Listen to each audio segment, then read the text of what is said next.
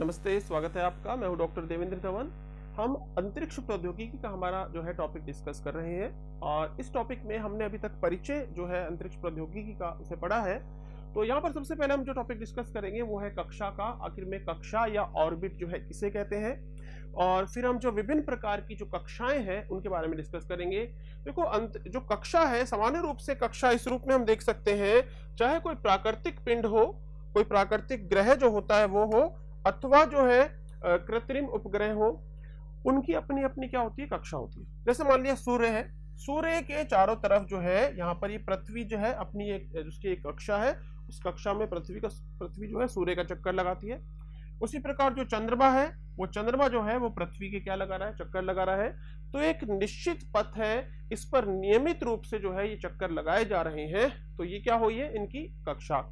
अब जैसे मान लिया पृथ्वी है, पृथ्वी के ऊपर हम जो है पृथ्वी के बाहर अंतरिक्ष में बहुत सारे जो है सैटेलाइट्स को, उपग्रहों को भी लॉन्च करते हैं, कृत्रिम उपग्रह।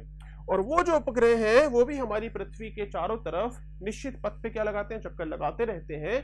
तो ये उनकी क्या हुई, फिर कक्षा हुई। तो कक्षा क्या होती है, कक्षा एक नियमित एवं दोहराए जाने वाला पथ होता है। एक नियमित पथ है और लगातार उसको दोहराता है वो जो पिंड है, चाहे वो पिंड कृत्रिम उपग्रह के रूप में हो या फिर वो प्राकृतिक पिंड के रूप में हो।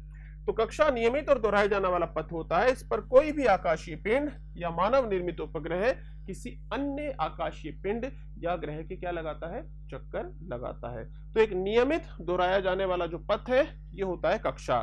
तो अब हमको अंतरिक्ष प्रौद्योगिकी में कक्षा की हमारी क्या आवश्यकता है, क्योंकि जब हम अंतरिक्ष प्रौद्योगिकी के अंतर्गत अपने विभिन्न उद्देश्यों के लिए उपग्रह प्रक्षेपित करते हैं अंतरिक्ष में, कृत्रिम उपग्रह, जैसे मान लिया संचार के लिए हमको उपग्रह प्रक्षेपित करना है, टीवी प्रसारण के लिए करना है, मौसम की जानकारी के लिए करना है, जासूसी के लिए करना है, जो सेना उपयोग कर सके या विभिन्न देश उपयोग करते हैं। तो इनके लिए जो हम अपने उपग्रह जो प्रक्षेपित करेंगे वो किसी ना किसी निर्धारित कक्षा में ही पृथ्वी की क्या लगाते हैं, चक्कर लगाते हैं।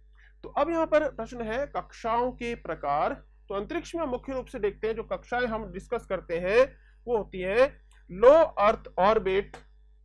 देखो, एक कक्षा होती है लो अर्थ ऑर्बिट, निम्न भू कक्षा। जैसे पृथ्वी है तो पृथ्वी के पास की सामान्य रूप से 180 किलोमीटर से लेकर और 1000 किलोमीटर की ऊंचाई पर, तो पृथ्वी के पास की जो कक्षा है उस पास वाली कक्षा को क्या कहते थे, लो अर्थ ऑर्बिट। उसके बाद एक जो कक्षा उसको कहते हैं मीडियम अर्थ ऑर्बिट, थोड़ी ऊपर लगभग 20,200 किलोमीटर के आसपास सामान्य रूप से उपग्रह रखे जाते हैं, तो मीडियम अर्थ ऑर्बिट। एक और कक्षा है जिसको हम कहते हैं जियो सिंक्रोनस ऑर्बिट, ये होता है लगभग हमारा 36,000 किलोमीटर पर, इन्हें डिस्कस करेंगे अभी। और 36,000 के पार होता है हाई अर्थ ऑर्बिट। तो यहाँ पर देखो, हमने 4 प्रकार की कक्षाओं के नाम पढ़े। पहले नंबर पर पृथ्वी के सबसे पास वाली कक्षाओं को हमने, जो विभिन्न प्रकार की कक्षाएं होंगी, उपग्रह लॉन्च किए जाएंगे वहां पर, उसे बोला लो अर्थ ऑर्बिट। लो अर्थ ऑर्बिट के बाद सेकंड नंबर की जो कक्षाएं हैं उनको कह दिया medium earth orbit. Medium earth orbit के बाद तीसरे नंबर की जो कक्षाएं हैं उन्हें हम भूतुल्यकालिक या भूस्थिर कक्षाओं वाला जो है वहां पे स्थान है उसे हम कहेंगे तीसरे नंबर पे। और इसके बाद भी जो चौथे नंबर पे आ जाएंगी वो होती है HEO जो है इसको हम कहते हैं हाई अर्थ ऑर्बिट। तो ये 4 प्रकार की कक्षाएं होंगी, इनके बारे में हमको जो है डिस्कस करना है। देखो, सबसे पहले बात करते हैं लो अर्थ ऑर्बिट की, निम्न भू कक्षा की। लो अर्थ ऑर्बिट, निम्न भू कक्षा। देखो, लो अर्थ ऑर्बिट का मीनिंग क्या है। ये जो पृथ्वी है, इस पृथ्वी से जब कोई उपग्रह को लॉन्च किया जाए और वो एक निर्धारित कक्षा में पृथ्वी के चक्कर लगाने लगेगा, लेकिन वह चक्कर यदि जहां लगाया जा रहा है, वह चक्कर जो लगाया जा रहा है वह है 180 किलोमीटर से 1000 किलोमीटर के मध्य स्थित कक्षा में। तो लो अर्थ ऑर्बिट निम्न भू कक्षा। कौन सी कक्षा होगी, जहां पर पृथ्वी के ऊपर ये जो विभिन्न उपग्रह चक्कर लगाएंगे कक्षा में, तो वह कक्षा 180 किलोमीटर से 1000 किलोमीटर के बीच में होगी। बहुत सारे विद्वान 1000 की जगह 2000 मानते हैं, लेकिन सबसे सामान्य रूप से यह है एक जो है 180 से 1000 किलोमीटर के मध्य की कक्षा, इसको हम कहते हैं लो अर्थ ऑर्बिट, निचली भू कक्षा।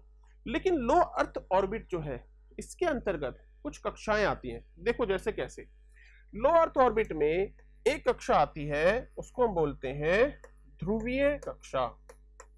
क्या बोलेंगे? ध्रुवीय कक्षा या पोलर ऑर्बिट। एक कक्षा होती है ध्रुवीय कक्षा या पोलर ऑर्बिट। देखो ध्रुवीय कक्षा क्या होगी, मान लिया ये यहाँ पर उत्तरी ध्रुव है और यहाँ पर है दक्षिणी ध्रुव। तो यदि कोई कक्षा ऐसी है कि उपग्रह जो है उत्तरी ध्रुव से दक्षिणी ध्रुव इस प्रकार से चक्कर लगा रहा है, यदि इस प्रकार से ध्रुवों के सापेक्ष चक्कर लगेगा तो इस प्रकार की कक्षा क्या हो गई है? ध्रुवीय कक्षा। ये जो ध्रुवीय कक्षा होती है सामान्य रूप से माना जाता है 700 से और 1000 किलोमीटर की ऊंचाई पर ये होती है। तो ध्रुवीय कक्षा एक प्रकार की कक्षा किसमें आएगी? ये आएगी लो अर्थ ऑर्बिट में, ये निम्न भू कक्षा में ही ये ध्रुवीय कक्षा आएगी। ऐसे ही एक दूसरे प्रकार की कक्षा होती है, उसको हम कहते हैं सन सिंक्रोनस ऑर्बिट। सन सिंक्रोनस ऑर्बिट, इसको मैं आगे और बताऊंगा अभी। सन सिंक्रोनस कक्षा। सन सिंक्रोनस कक्षा कैसी कक्षा होती है? जैसे ध्रुवीय कक्षा है, इसी प्रकार से यदि कोई कक्षा ऐसी हो, सामान्य रूप से ध्रुवीय कक्षा में ही होती है, जहां पर उपग्रह पर हमेशा सूरज का प्रकाश पड़ता रहे, तो सन सिंक्रोनस कक्षा कैसी कक्षा होगी? जहां पर क्या रहेगा? सदैव सूर्य प्रकाश। तो सदैव सूर्य का प्रकाश रहेगा और इसको सामान्य रूप से कहते हैं पोलर सन सिंक्रोनस ऑर्बिट। ऐसे ही एक और कक्षा होती है, उसको कहते हैं NEO। NEO को कहते हैं नियर अर्थ ऑर्बिट। इन सभी को हमको समझना है। देखो लो अर्थ ऑर्बिट कौन से? 180 किलोमीटर से 1000 किलोमीटर के बीच के लो अर्थ ऑर्बिट। लेकिन लो अर्थ ऑर्बिट जो होते हैं इसके अंतर्गत क्या क्या आ सकता है? एक होती है ध्रुवीय कक्षा जो बहुत ही ज्यादा महत्वपूर्ण है, ध्रुवों के सापेक्ष जो चक्कर लगते हैं वो होती है ध्रुवीय कक्षा। और ध्रुवीय कक्षा में जो उपग्रह होते हैं ये सामान्यतः जो होते हैं 700 से 1000 किलोमीटर की ऊंचाई के मध्य ये उपग्रह चक्कर लगाते हैं। दूसरी है सन सिंक्रोनस कक्षा, ध्रुवों के सापेक्ष ही होती है लेकिन सूरज का प्रकाश हमेशा पड़ता रहता है, उसको कहते हैं ध्रुवीय सूर्य जो है तुल्यकालिक कक्षा, सन सिंक्रोनस। तीसरी होती है नियर अर्थ ऑर्बिट।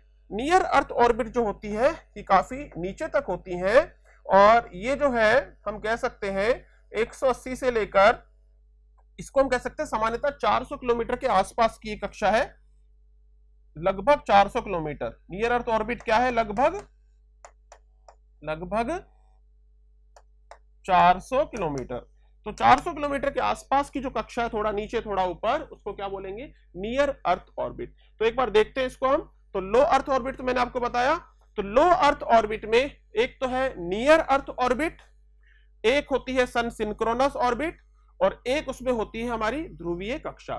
तो यहां पर हम एक बार डिस्कस करते हैं नियर अर्थ ऑर्बिट को, फिर मैं आपको ध्रुवीय कक्षा के बारे में भी बताऊंगा।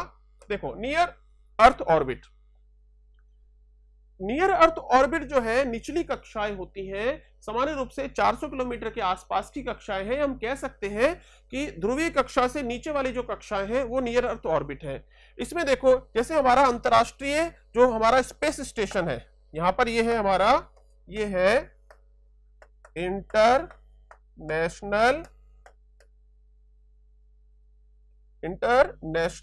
Space station. यहां पर क्या है? International space station. और ये स्पेस स्टेशन पृथ्वी के क्या काट रहा है? चक्कर काट रहा है। हमारा इंटरनेशनल स्पेस स्टेशन जो है ये लगभग किस पर है? 432 किलोमीटर की ऊंचाई पर है और ये विषुवत रेखा के समीप है और पृथ्वी के लगभग क्या काटता है? ये चक्कर काटता है। एक दिन में जो है ये 15-20 बार तक चक्कर काट लेता है, पृथ्वी के बहुत बार चक्कर काट लेता है। तो आप देखोगे इसी प्रकार से एक और हमारा है, तो नियर अर्थ ऑर्बिट में एक उदाहरण तो मैंने आपको दे दिया इंटरनेशनल स्पेस स्टेशन का। ऐसा ही एक और उदाहरण है हमारा, वो उदाहरण है हमारा एस्ट्रोसैट। एस्ट्रोसैट जो हमारी अंतरिक्ष की वेधशाला है, एस्ट्रोसैट। और एस्ट्रोसैट क्या है? अंतरिक्ष की वेधशाला। अंतरिक्ष में विभिन्न प्रकार के कैमरे और दूरबीन है जो हमने एस्ट्रोसैट में लगाए हुए हैं। 2015 में इसको लॉन्च किया था और ये जो है ये हमारा है 650 किलोमीटर की ऊंचाई पर। एस्ट्रोसैट कितनी ऊंचाई पर है? 650 किलोमीटर की ऊंचाई पर है। तो नियर अर्थ ऑर्बिट क्या होंगी, ये है 180 किलोमीटर से और लगभग 700 किलोमीटर के मध्य। ठीक है, नियर अर्थ ऑर्बिट। अब नियर अर्थ ऑर्बिट में क्या होगा, यहां पर जो है नियर अर्थ ऑर्बिट के जो उपग्रह होते हैं इनको जो है घर्षण का सामना ज्यादा करना पड़ता है, क्योंकि वायु क्या होती है यहां पर ज्यादा ज्यादा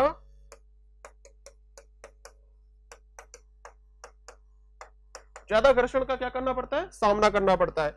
और ये जो है इनका एक दिन में पृथ्वी के जो है बहुत सारे चक्कर लगा सकते हैं।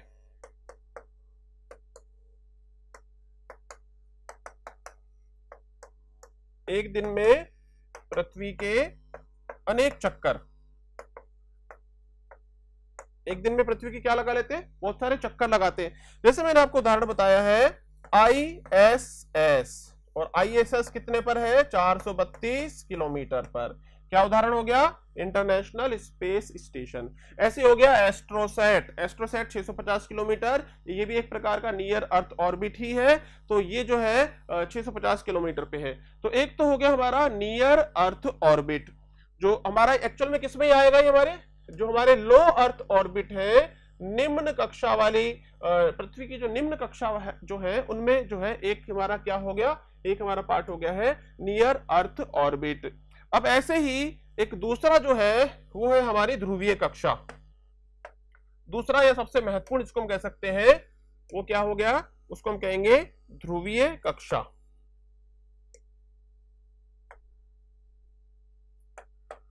देखो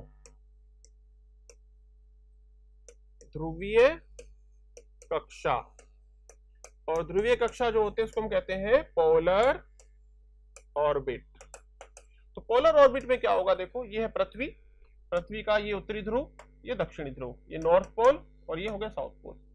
अब यदि नॉर्थ पोल और साउथ पोल के सापेक्ष यदि कोई उपग्रह मान लो है और नॉर्थ और साउथ के सापेक्ष वो इस प्रकार से यदि चक्कर काट रहा है, कोई उपग्रह चक्कर काट रहा है लगातार, नॉर्थ पोल से साउथ पोल ऐसे लगातार चक्कर कट रहे हैं, पृथ्वी तो ऐसे घूम रही है, पृथ्वी जो है हमको मालूम है पृथ्वी भी अपना जो है अपनी दूरी पर घूमती है। तो ध्रुवीय कक्षा क्या होगी, ये होती है ध्रुवों के सापेक्ष। क्या होगी, ध्रुवों के सापेक्ष उत्तर से दक्षिण दिशा में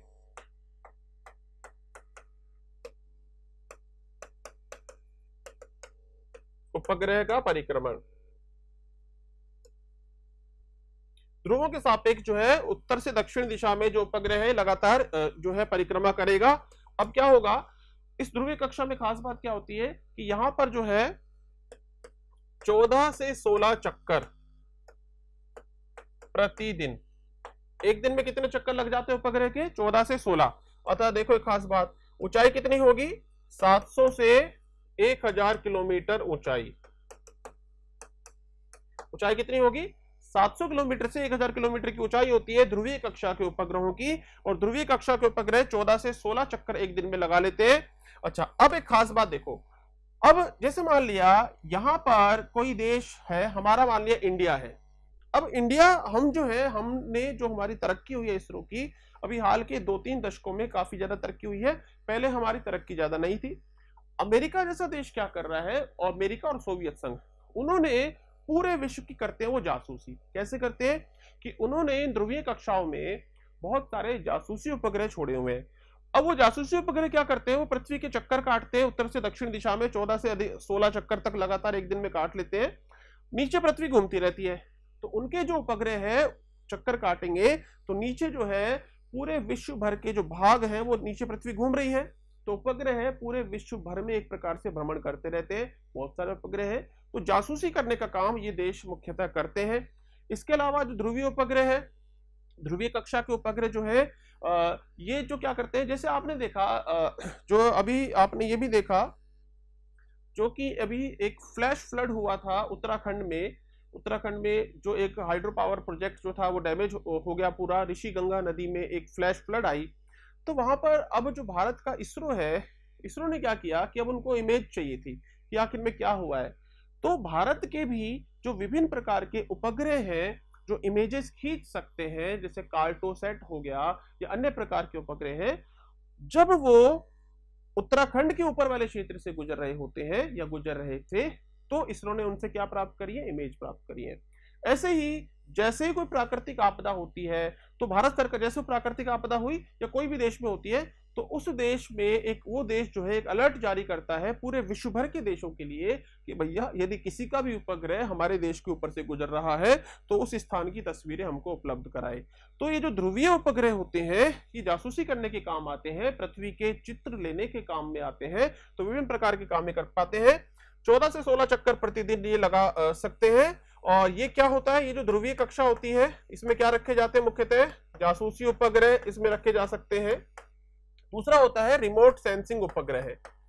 रिमोट सेंसिंग उपग्रह, रिमोट सेंसिंग क्या होता है? दूर से ही पता लगा लेना, जैसे नीचे है वनस्पति कोई है, दूर से पता लगा लिया जाए कि भैया कौन सी फसल है, या नीचे बादल है, बारिश होगी कि नहीं होगी पता लगा लिया जाए, तो दूर से ही पता लगा लेना, उसको कहते हैं रिमोट सेंसिंग उपग्रह। तो जासूसी उपग्रह है, रिमोट सेंसिंग उपग्रह है, और रिमोट सेंसिंग में ही विभिन्न प्रकार के जो है सर्वेक्षण उपग्रह इसमें आते हैं, विभिन्न प्रकार के। ये ऐसे हो सकते हैं जैसे मैप बनाने वाले उपग्रह, मैप बनाने में सहायता करने वाले। तो विभिन्न प्रकार के जो उपग्रह हैं इन ध्रुवीय कक्षाओं में जो है छोड़े जा सकते हैं। अब जैसे भारत की बात करूं तो भारत ने ध्रुवीय कक्षाओं में कौन से उपग्रहों को मुख्य रूप से छोड़ा है? हम देखते हैं, हमारा एक उपग्रह है, जैसे नाम है उसका कार्टोसैट। कार्टोसैट, कार्टोसैट क्या होता है? कार्टोग्राफी होती है मैप बनाने से संबंधित, तो कार्टोसैट मैप बनाने में सहायता करता है। एक हमारा है सीरीज IRS। IRS ये क्या है? इंडियन रिमोट सेंसिंग उपग्रह है। इंडियन रिमोट सेंसिंग उपग्रह है। तो इंडियन रिमोट सेंसिंग उपग्रह IRS आदि बहुत सारे उपग्रह हैं जो यहां पर हमने इस कक्षा में छोड़े हुए हैं। तो ये होती है ध्रुवीय कक्षा। अच्छा, ध्रुवीय कक्षा किस में आएगी? लो अर्थ ऑर्बिट में ही आएगी ध्रुवीय कक्षा। अब देखो इसके बाद अब जो हमारा एक और जो हमारी कक्षा है वो होती है सन सिंक्रोनस कक्षा। इसको देखते हैं क्या है सन सिंक्रोनस। देखो सन, अब यहां पर पहले तो आप देखो ध्रुवीय कक्षा को इस इमेज में भी, जैसे यहां पर आप देखते हो यहां पर उत्तरी ध्रुव होगा तो यहां पर दक्षिणी ध्रुव होगा, और ये जो पथ है ये क्या है? ये पथ है, इस पथ पे जो है चक्कर काटे जा रहे हैं। तो यदि जो उपग्रह है इस प्रकार से चक्कर काटे, यदि कोई उपग्रह इस प्रकार से चक्कर काटे कि इधर से जो है उसको सूर्य का प्रकाश सदैव मिलता रहे, क्या मिलता रहे? सूर्य प्रकाश। कोई उपग्रह की कक्षा ध्रुवों के सापेक्ष इस प्रकार से हो कि उस उपग्रह को हमेशा सूरज की रोशनी मिलती रहे। जैसे मान लिया कोई उपग्रह ऐसे चक्कर काट रहा है, जैसे मान लिया इस प्रकार से चक्कर काट रहा है कोई, थोड़ा सा साइड में, तो बताओ जब इस वाले एरिया में आ जाएगा, ठीक है, इस वाले भाग में, तो कहीं ना कहीं प्रकाश क्या हो जाएगा? रुक जाएगा। तो ऐसा नहीं होना चाहिए, ऐसी पोजीशन होनी चाहिए कि सूर्य का प्रकाश हमेशा मिलता रहे। तो इस प्रकार की कक्षा को हम क्या बोलेंगे? इसको बोलेंगे सूर्य तुल्यकालिक कक्षा, सन सिंक्रोनस ऑर्बिट। तो सूर्य तुल्यकालिक कक्षा या सन सिंक्रोनस ऑर्बिट क्या होगा? ऐसी कक्षा, इसको हम क्या कहेंगे? यह सदैव, देखो इसको हम ये कह सकते हैं कि सन सिंक्रोनस कक्षा वह कक्षा है जिसमें उपस्थित जो उपग्रह है वह सदैव सूर्य का प्रकाश प्राप्त करता रहता है। तो ये क्या होगा? इसमें उपस्थित उपग्रह सदैव, इसमें उपस्थित उपग्रह सदैव सूर्य का प्रकाश प्राप्त करता रहता है, सदैव सूर्य का प्रकाश प्राप्त करता रहता है। उससे क्या होगा? उससे ऊर्जा की आवश्यकता भी लगातार पूरी होती रहती है, सदैव कार्यशील रह पाएगा।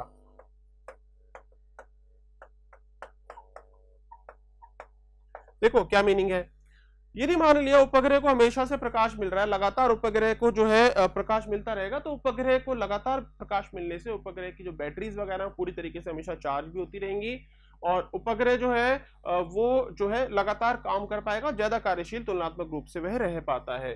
तो सन सिंक्रोनस ऑर्बिट सूर्य तुल्यकालिक कक्षा, सूर्य का प्रकाश प्राप्त करता रहता है।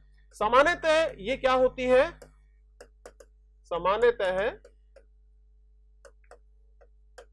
ध्रुवीय कक्षा, सामान्य में ही ये क्या होता है, इसको ध्रुवीय कक्षा में ही रखते हैं। तो ध्रुवीय कक्षा जो होती है, ध्रुवों के सापेक्ष जो चक्कर लगता है, उसी में एक विशेष स्थिति ऐसी होती है जिसमें हमेशा उपग्रह को क्या मिलता रहेगा, प्रकाश सूर्य का मिलता रहेगा। इसलिए जो है हम इसको कहते हैं कि सामान्यतः जो है ये ऐसी स्थिति है कि इसको हमेशा प्रकाश मिलता रहेगा, सन सिंक्रोनस ऑर्बिट।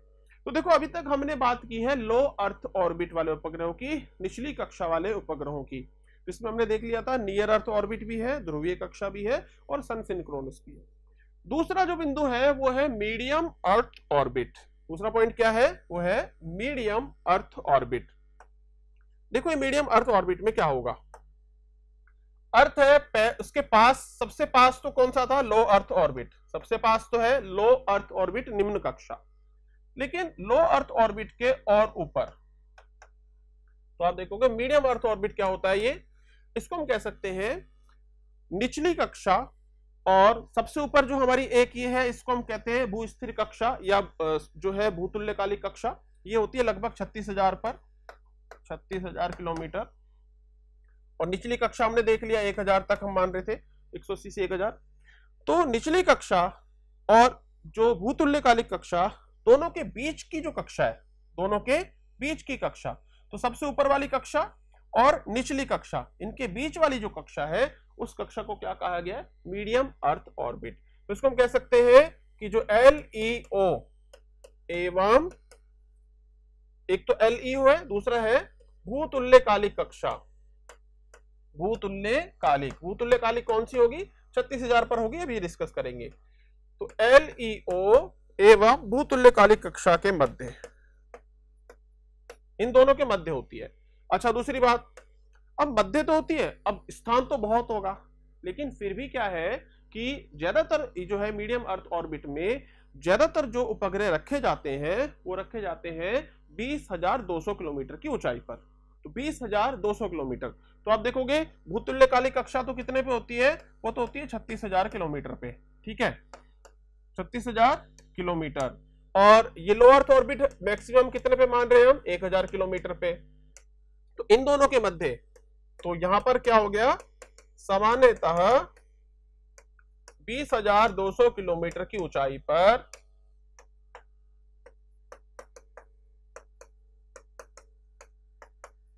उपग्रह रहते हैं। तो 20,200 किलोमीटर की ऊंचाई पर उपग्रह रहेंगे, कौन सी कक्षा है, मीडियम अर्थ ऑर्बिट में। जैसे उदाहरण के लिए आपने नाम सुना है जीपीएस, जैसे जीपीएस, जीपीएस, देखो जीपीएस का नाम तो आपने बहुत सुना ही है, क्योंकि मोबाइल फोन में जीपीएस बहुत जो है यूज होता है। कोई भी आप ऐप यूज करते हो वो आपकी लोकेशन के बारे में भी कहता है कि लोकेशन की परमिशन भी दो। तो जीपीएस जो है मोबाइल फोन में यूज होता है, मैपिंग वगैरह के लिए जीपीएस यूज होता है। जैसे जीपीएस जो है ये किसका है, अमेरिका का, ठीक है। तो इसमें क्या है, इसमें है 24 उपग्रह है। जीपीएस में कितने उपग्रह हैं, 24 उपग्रह हैं जीपीएस में। और कितनी ऊंचाई है, 24 उपग्रह है, और ऊंचाई कितनी है इनकी, 20,200 किलोमीटर की ऊंचाई है। 24 उपग्रह है और 20,200 किलोमीटर की ऊंचाई है। अच्छा अब एक खास बात और है, ये जो 20,200 किलोमीटर की ऊंचाई पर जो भी उपग्रह होते हैं, 20,200 किलोमीटर की ऊंचाई पर जो भी उपग्रह पृथ्वी के चक्कर लगाते हैं, तो वो एक दिन में 24 घंटे में पृथ्वी के 2 चक्कर लगा लेते हैं। तो 20,200 किलोमीटर की ऊंचाई पर क्या होगा, 24 घंटे में, 24 घंटे में पृथ्वी के 2 चक्कर। तो 24 घंटे में पृथ्वी के 2 चक्कर लगा लेते हैं कौन, ऐसे उपग्रह जो मीडियम अर्थ ऑर्बिट में होते हैं। ये जो 20,200 किलोमीटर की जो कक्षा है यहां पर होते हैं। तो एक कक्षा हो गई मीडियम अर्थ ऑर्बिट। और अब सबसे महत्वपूर्ण कक्षाओं में से है, वो होती है, उसको हम कहते हैं जियो सिंक्रोनस ऑर्बिट, जीएसओ।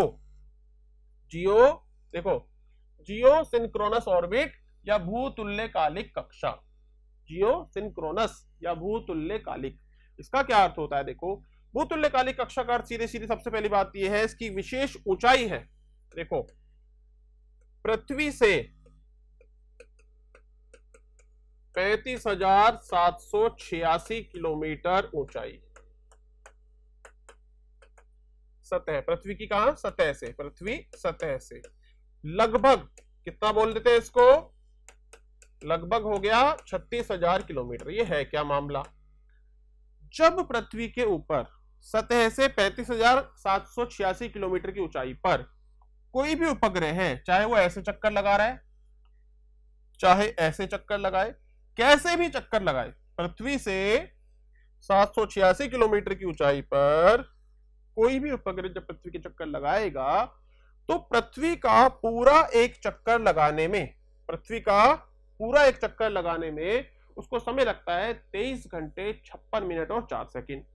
पृथ्वी को अपनी धुरी पर घूमने में भी जो समय लगता है, पृथ्वी का अपने अक्ष पर घूमने में भी जो समय लगता है, वो होता है 23 घंटे 56 मिनट 4 सेकंड। इसमें पृथ्वी अपनी धुरी पर एक चक्कर पूरा कर लेती है।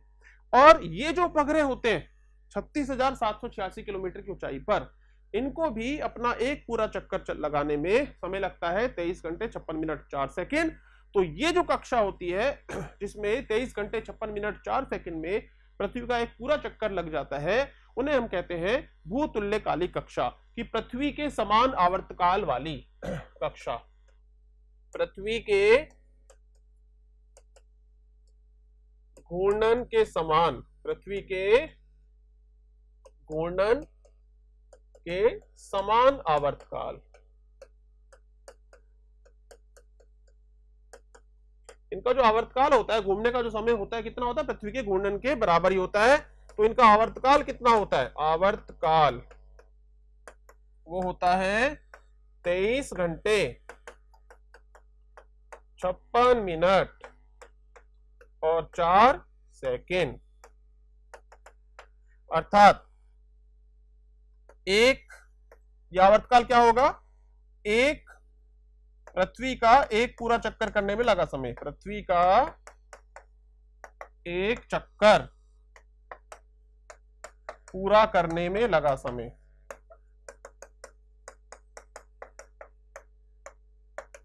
तो ये बहुत सारी कक्षाएं होंगी, जो भूतुल्यकालिक कक्षाएं बहुत सारी कक्षा होंगी, लेकिन भू स्थिर कक्षा क्या होगी उसको हम डिस्कस करेंगे पहले, अब आगे।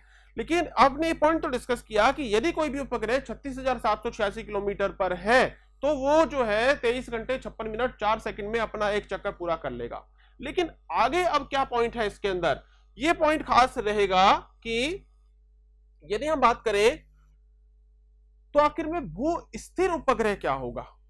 तो देखो, 36,786 किलोमीटर की ऊंचाई पर ही यदि कोई उपग्रह इस प्रकार से व्यवस्थित है, यदि कोई उपग्रह इस प्रकार से व्यवस्थित है कि वो जो है पश्चिम से पूर्व की तरफ, देखो भूस्थैतिक कक्षा क्या होगी इसे हम डिस्कस करेंगे कि पृथ्वी के ऊपर 35,786 किलोमीटर या लगभग 36,000 किलोमीटर पर होती हैं भूतुल्यकालिक कक्षाएं, जिनमें जो आवर्तकाल होता है वो पृथ्वी के आवर्तकाल के बराबर है या 23 घंटे 56 मिनट 4 सेकंड।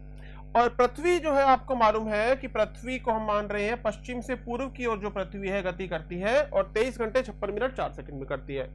अब यदि कोई उपग्रह ऐसे है, ये उसकी कक्षा है पृथ्वी की विषुवत रेखा के ठीक ऊपर। जैसे मान लो यहां पर पृथ्वी है, पृथ्वी जो है अपने अक्ष पर इस प्रकार से घूमेगी और पृथ्वी के ठीक सामने 35,786 किलोमीटर की ऊंचाई पर विषुवत रेखा के ऊपर, विषुवत रेखा के ऊपर कोई उपग्रह है।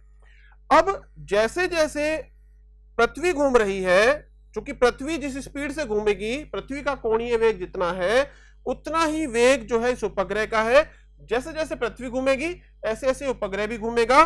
तो जैसे मान लो मैं हूं, मेरे सामने जो है विषुवत रेखा के ऊपर हमारा उपग्रह है, तो जैसे जैसे पृथ्वी घूमेगी ऐसे ऐसे वो उपग्रह भी घूम रहा है।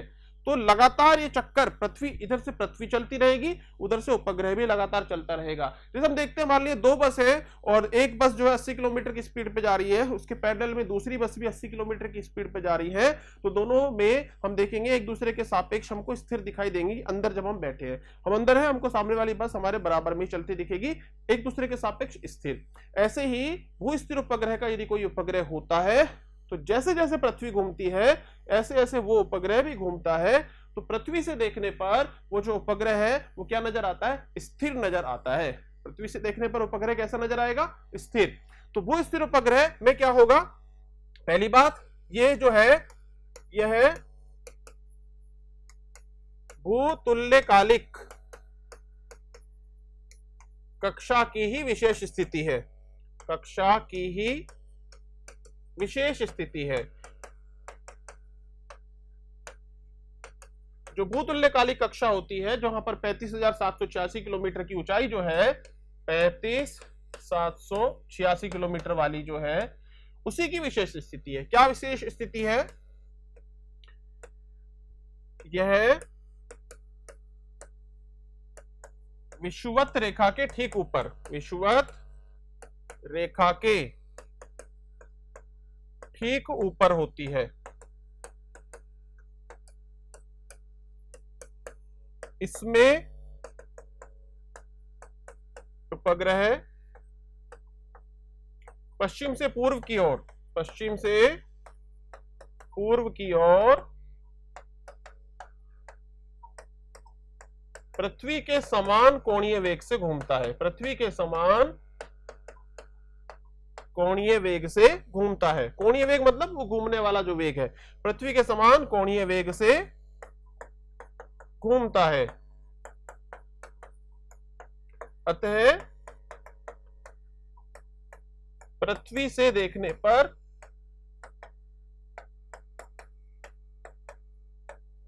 स्थिर दिखाई देता है। पृथ्वी से देखने पर कैसा दिखाई देगा? पृथ्वी से देखने पर स्थिर दिखाई देगा। जैसे जैसे पृथ्वी घूमेगी ऐसे ऐसे ये भी घूमेगा। तो बताओ इसमें आवर्तकाल कितना होगा? वही सेम होगा। आवर्तकाल क्या होगा? पृथ्वी के बराबर, पृथ्वी के आवर्तकाल के बराबर। आवर्तकाल क्या होगा? आवर्तकाल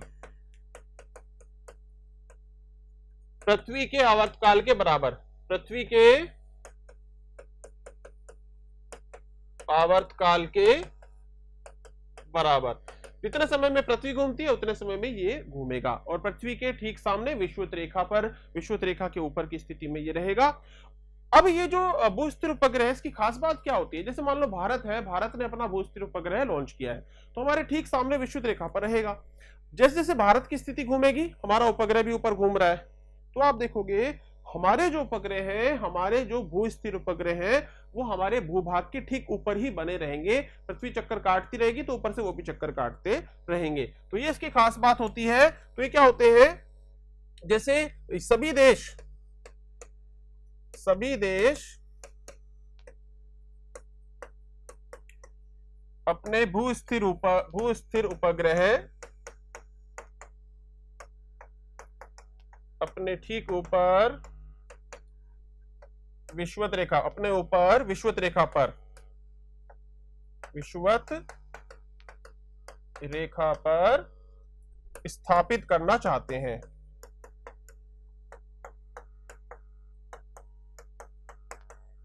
अपने से ठीक ऊपर विषुवत रेखा पर उपग्रह स्थापित करना चाहते हैं। क्यों काम आएंगे उनके काम आएंगे संचार के, खास तौर पर संचार के। अब संचार में देखो क्या हो गया, जैसे तो एक हमारा टेलीविजन संचार हो गया, जैसे कि हमारा डीटीएच जो होता है, इसके अलावा हमारा जो हो गया इंटरनेट, हमारा हो गया मोबाइल। तो इन सब के लिए जो हमको संचार सुविधा खास तौर पे चाहिए, वो खास तौर पे संचार सुविधा तभी मिलेगी जब हमारे ठीक सामने वो रहेगा। तो इसलिए जो भूस्थिर उपग्रह हैं, ये इनका बहुत भूमिका इनकी संचार में होती है, क्योंकि पृथ्वी के सापेक्ष क्या रहते हैं? स्थिर रहते हैं। एक खास बात और होती है कि जो उपग्रह भूस्थिर कक्षाओं में भेजे जाते हैं, इनकी आयु अधिक होती है। भूस्थिर कक्षाओं में जो उपग्रह भेजे जाते हैं, इनकी आयु ज्यादा होती है। क्यों होती है? इसका कारण क्या है? ध्रुवीय कक्षा जो है, ध्रुवीय कक्षा के उपग्रह पृथ्वी के पास होते हैं, बहुत अधिक प्रतिरोध का सामना करना पड़ता है, वायु का। जबकि ध्रुवीय जो ये है भूस्थिर कक्षाएं जो है भूतुल्यकालिक कक्षाएं ये दूर है, और यहाँ पर वायु का प्रतिरोध क्या होता है, नगण्य है। चूंकि 36,000 किलोमीटर पर तो वायु है ही नहीं, तो इसकी आयु क्या हो जाती है, अधिक आयु हो जाती है। तो हम कह सकते हैं कि भूतुल्यकालिक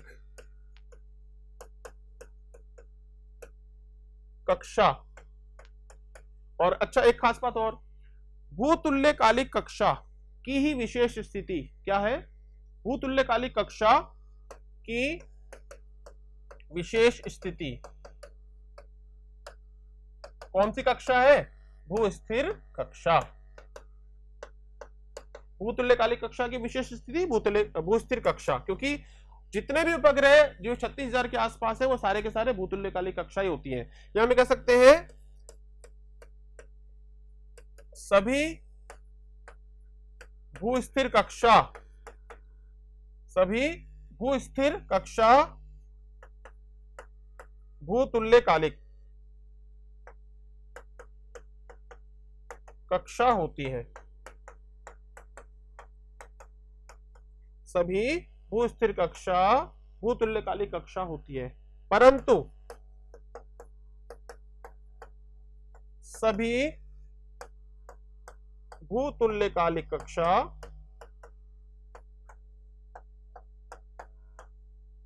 भूस्थिर नहीं होती। अब एक बात बताओ, जितनी भी कक्षाएं हैं, वो जो मैं उपग्रह की आयु वाला जो मैं बिंदु बता रहा हूं उसको आगे डिस्कस करूंगा, लेकिन ये देखो कि भूस्थिर कक्षा जो है ये विशेष स्थिति है, लेकिन एक प्रकार की भूतुल्यकालिक कक्षा ही है। तो जितनी भी भूस्थिर कक्षा है एक्चुअल में एक ही है, इसी कक्षा में उपग्रह है, तो ये कक्षा जो है भूतुल्यकालिक कक्षा का ही प्रकार है। लेकिन भूतुल्यकालिक कक्षाएं बहुत सारी हो सकती हैं, तो भूस्थिर कक्षा जो भी है,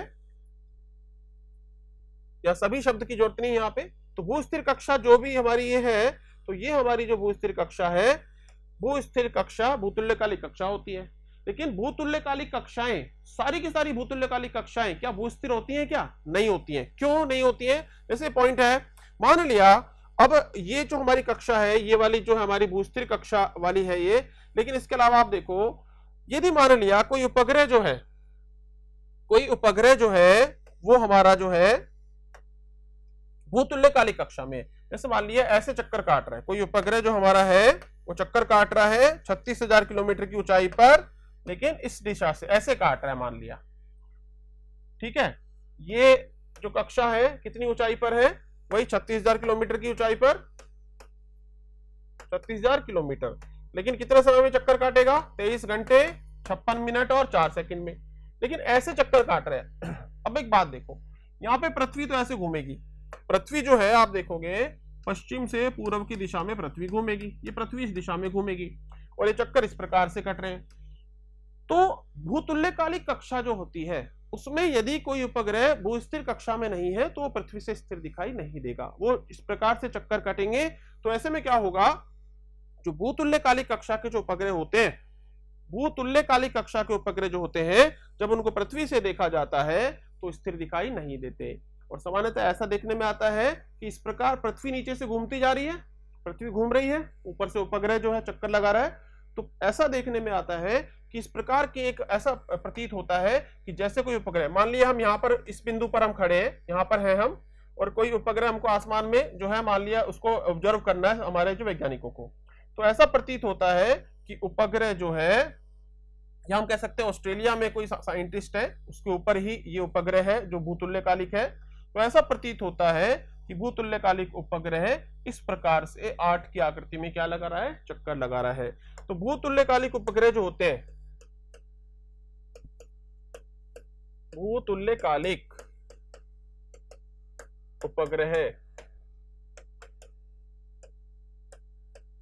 पृथ्वी से स्थिर दिखाई नहीं देते, पृथ्वी से स्थिर नहीं दिखते। इसका अपवाद कौन है, अपवाद है भूस्थिर कक्षा, अपवाद बराबर भूस्थिर कक्षा के उपग्रह, यह सामान्यतः 8 की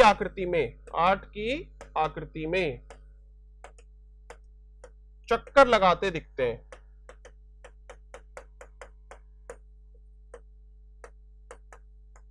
देखो वैसे तो पृथ्वी ये है तो उपग्रह पूरा ही चक्कर लगाएगा, पूरा ही चक्कर लगाएगा, लेकिन पृथ्वी पे किसी स्थान पे हम यदि हैं तो वहां से हमको वो हमारे सामने स्थिर नहीं दिखाई देगा, हमको दिखाई देगा कि ऐसे ऊपर जा रहा है या घूम के नीचे आ रहा है। इस प्रकार से 8 की आकृति में चक्कर वो लगाता हुआ हमको दिखेगा।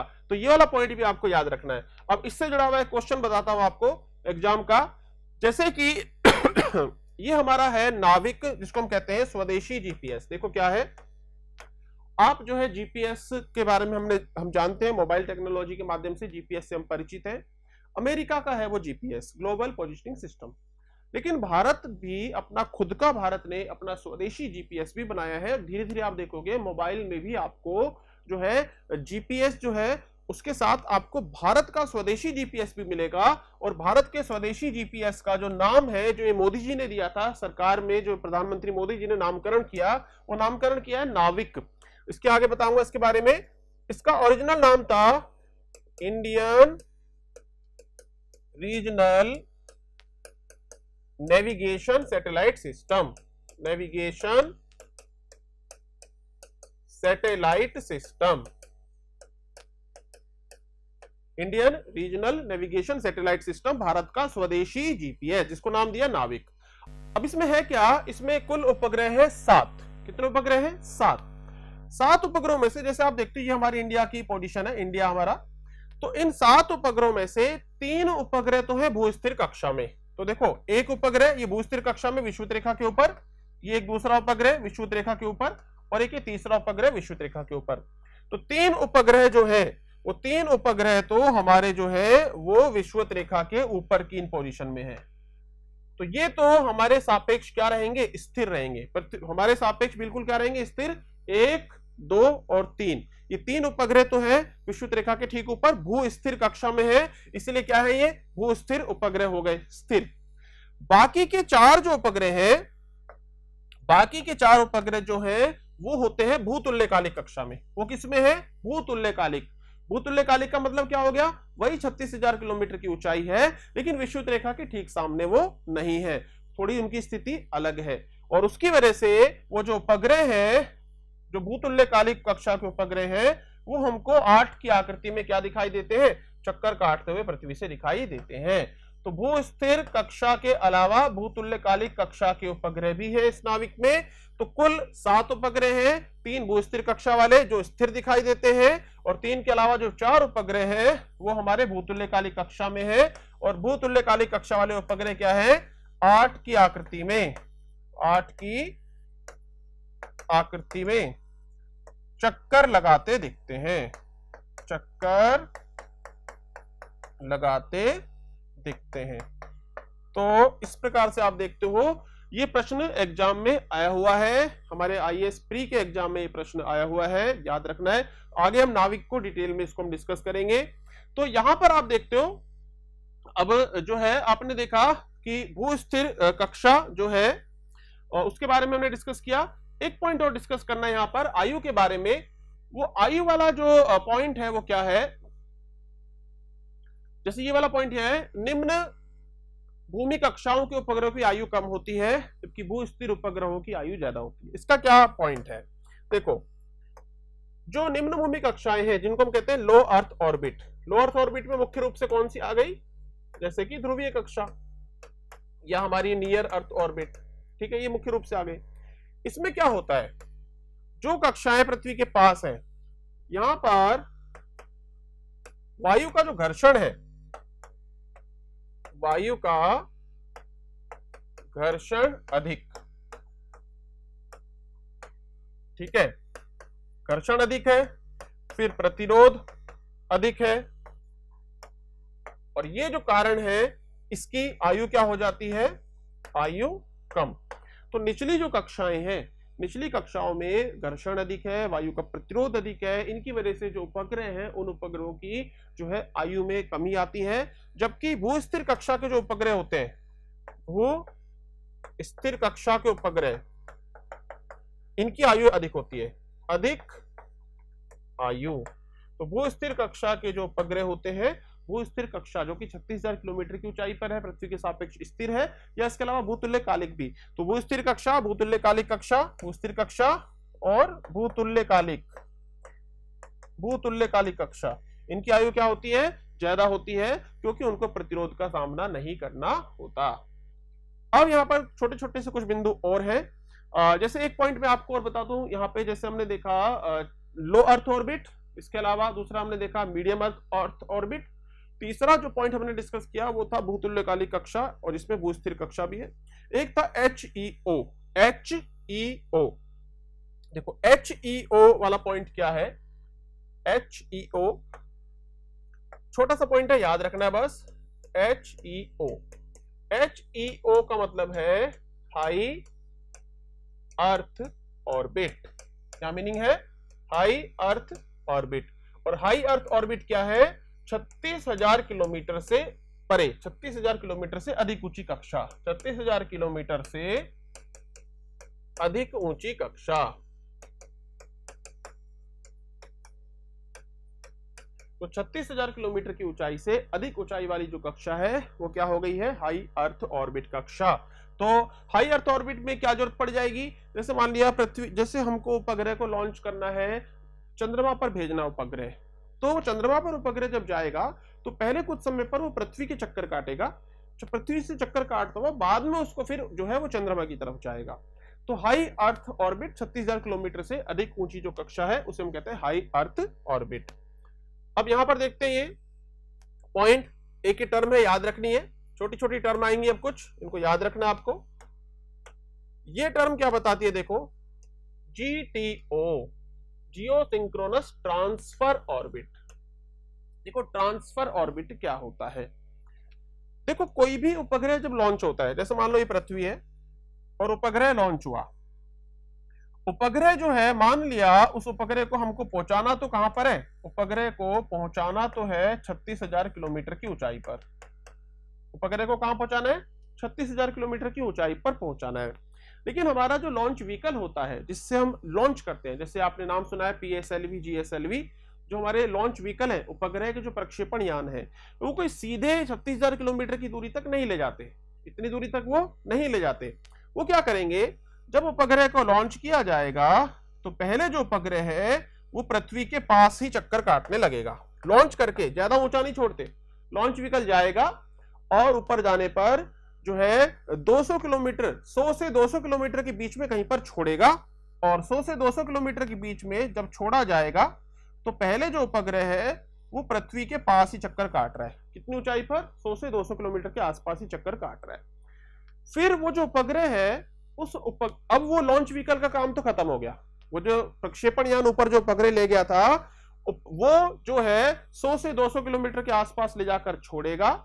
वो छोड़ने के बाद क्या होगा, अब उपग्रह के अंदर जो उसमें मोटर भी लगाई गई है वो मोटर फायर करेगी और अपनी कक्षा को बड़ा करेगी, और कक्षा बड़ी होने पर, जैसे मान ली कक्षा जब बड़ी हो जाएगी तो ये कक्षा बड़ी होगी, और जैसे मान लो एक चक्कर ऐसा कट गया, थोड़ा नजदीक है, जैसे ये इस प्रकार से चक्कर कट गया मान लिया, अब कक्षा को और बड़ा किया जाएगा और आखिर में और बड़ा, आखिर में कहां तक पहुंच जाएंगे, आखिर में पहुंच जाएंगे 35,786 किलोमीटर पर।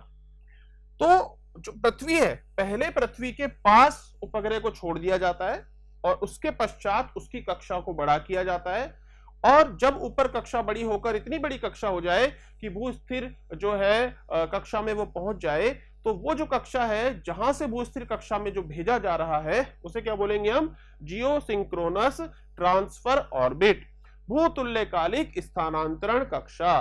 तो उपग्रह को सीधे 36,000 तक नहीं भेजा जाता, उसे पहले स्थानांतरण कक्षा में भेजा जाता है, और स्थानांतरण कक्षा से आगे जो है वो भू स्थानांतरण कक्षा में जो है पहुंचता है। तो इसको कहते हैं जियो सिंक्रोनस ट्रांसफर ऑर्बिट। तो देखो सिंपल पॉइंट ये है, जो प्रक्षेपण यान है, प्रक्षेपण यान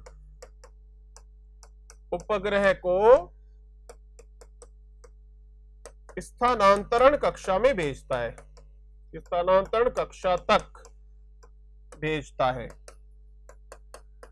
अच्छा, ये स्थानांतरण कक्षा कितनी होती है, ये जनरली होती है 100 से 200 किलोमीटर के मध्य, ठीक है। अब स्थानांतरण कक्षा में जब उपग्रह पहुंच गया, इसके आगे जो उपग्रह है उसकी मोटर से जो है ऊर्जा लेकर अब आगे वो भूस्थिर कक्षा की तरफ जाएगा।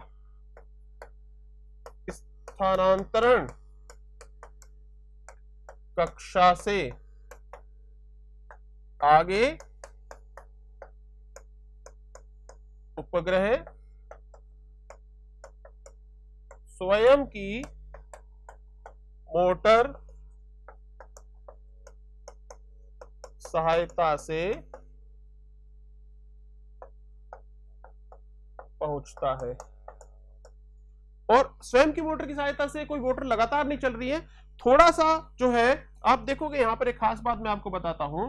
ये जो उपग्रह है ये सामान्य रूप से इसको ऐसा चक्कर काट रहा है ये, तो एक कक्षा तो पृथ्वी के पास है, मतलब कक्षा जो है पृथ्वी के पास है।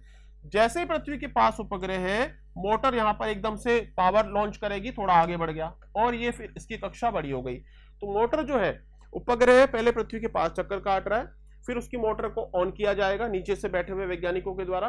मोटर ऑन होते ही उपग्रह थोड़ा सा अपनी कक्षा को बढ़ा लेगा और फिर आखिर में वो भूस्थिर कक्षा तक पहुंच जाएगा। स्थानांतरण कक्षा से आगे उपग्रह स्वयं की मोटर की सहायता से पहुंचता है। मोटर को क्या करना पड़ता है? मोटर को कुछ सेकंड ऑन करते हैं, कुछ सेकंड तक ऑन। तो अब ये टर्म आपको हमेशा आप पढ़ते रहोगे, जैसे आप पढ़ोगे कि जीएसएलवी ने उपग्रह को स्थानांतरण कक्षा में भेज दिया। अब स्थानांतरण कक्षा के आगे उपग्रह अपना रास्ता खुद तय कर लेगा।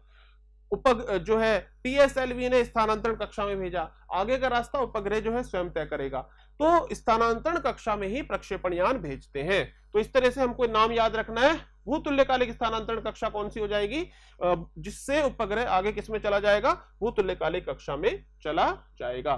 तो अब इसके बाद जो पॉइंट है सैटेलाइट फुटप्रिंट या सैटेलाइट का प्रभाव क्षेत्र, ये क्या होता है? देखो सैटेलाइट प्रभाव क्षेत्र क्या होगा, जैसे मान लिया यहां पर एक भूस्थिर उपग्रह है, भूस्थिर उपग्रह है। अब ये भूस्थिर उपग्रह के नीचे कितना एरिया आ रहा है जिसको वो कवर कर सकता है, ठीक है। भूस्थिर उपग्रह के नीचे कितने क्षेत्र को वो कवर कर सकता है, कितने क्षेत्र की निगरानी कर सकता है, या कितने क्षेत्र तक संचार सुविधा दे सकता है, वह उसका क्या कहलाता है, फुटप्रिंट या प्रभाव क्षेत्र। तो सैटेलाइट फुटप्रिंट या प्रभाव क्षेत्र, हर उपग्रह का अपना अपना प्रभाव क्षेत्र होगा। लेकिन मान लिया कि हम एक साथ पूरी पृथ्वी पर निगाह रखना चाहते हैं, पूरी पृथ्वी को कवर करना चाहते हैं, तो हमको 3 भूस्थिर उपग्रह चाहिए होंगे, 3 भूस्थिर उपग्रह।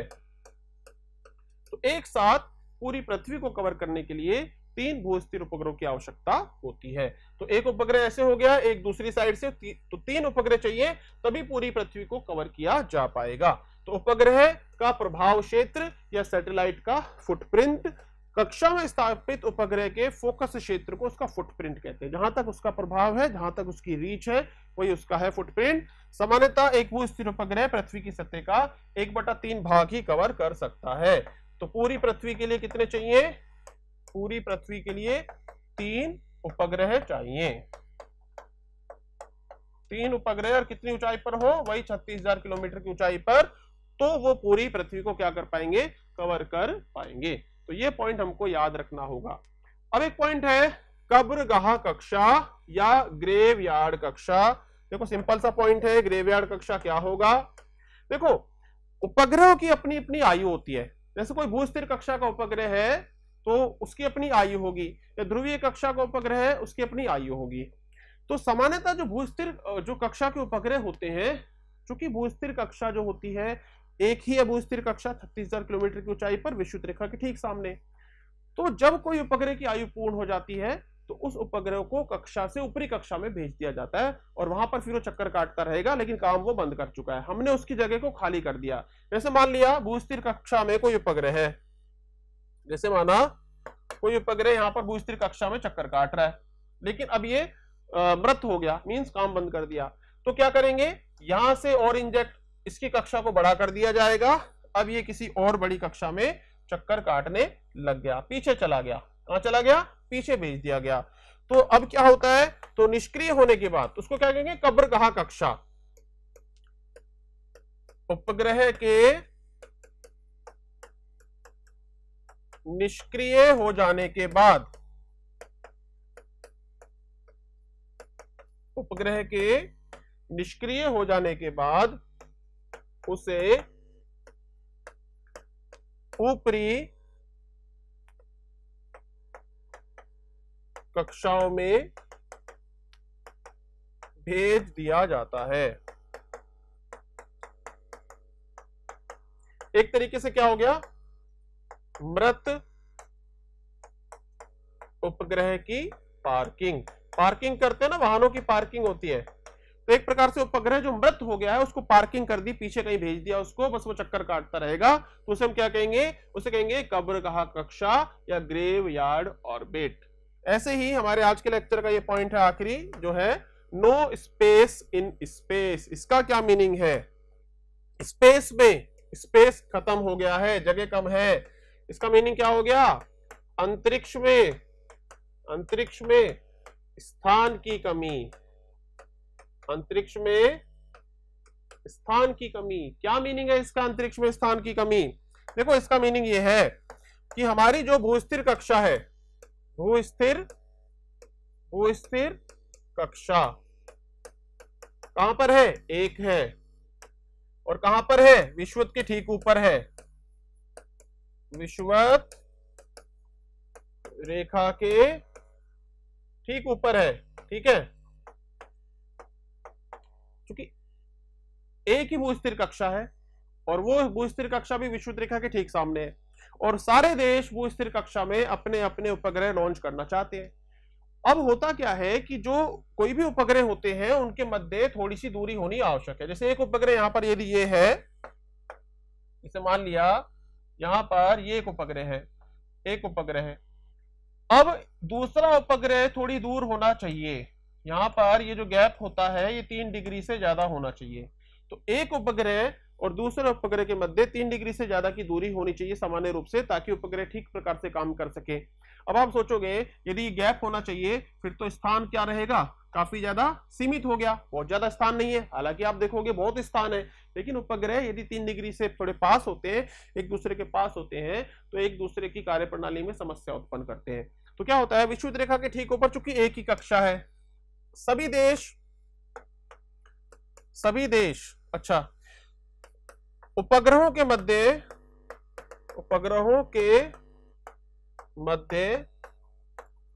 व्यतिकरण रोकने के लिए,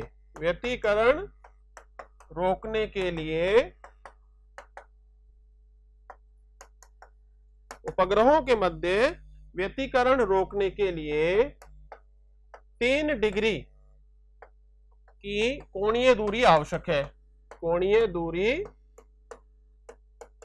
जरूरी होती है। ऐसा नहीं है कि उपग्रह को बिल्कुल पास पास लगाओ अंतरिक्ष में, 3 डिग्री की कोणीय दूरी जरूरी है ताकि ठीक से काम करें। अतः स्थान की क्या है, अतः स्थान की उपलब्धता क्या हो जाती है, सीमित। अतः स्थान की उपलब्धता क्या हो जाती है, सीमित, क्योंकि सारे देश क्या चाहते हैं, सभी देश अपने अपने भूस्थिर उपग्रह प्रक्षेपित करना चाहते हैं और बहुत सारे करना चाहते हैं, भारत के भी बहुत सारे हैं। आखिर में 3 डिग्री का नियम भी टूटता है, 3 डिग्री का नियम भी क्या है, टूट जाता कई बार, तो ऐसे में स्थान तो है सीमित, इसीलिए कहा गया है अंतरिक्ष में क्या है, स्थान की कमी है, नो स्पेस इन स्पेस। तो ये पॉइंट आपको याद रखना पड़ेगा कि अंतरिक्ष में स्थान की कमी है, नो स्पेस इन स्पेस, भूस्थिर कक्षा, और वहां पर दूरी थोड़ी सी होनी आवश्यक है, और कंपटीशन है सभी देशों के मध्य। तो देखो इस लेक्चर में हमने डिस्कस किया विभिन्न प्रकार की कक्षाओं के बारे में। तो जो नेक्स्ट लेक्चर हम डिस्कस करेंगे उसमें हम पढ़ेंगे कि कोई भी जो उपग्रह है, कृत्रिम उपग्रह होता है जो, उसमें क्या क्या घटक होते हैं, क्योंकि जो विभिन्न कक्षाएं हैं इनमें हम उपग्रहों को ही तो लॉन्च करते हैं, तो उपग्रह में क्या क्या उसके पार्ट होते हैं, वो पार्ट क्या क्या काम करेंगे, तो इसके बारे में हम नेक्स्ट वीडियो में डिस्कस करेंगे। तो मिलते हैं नेक्स्ट वीडियो में।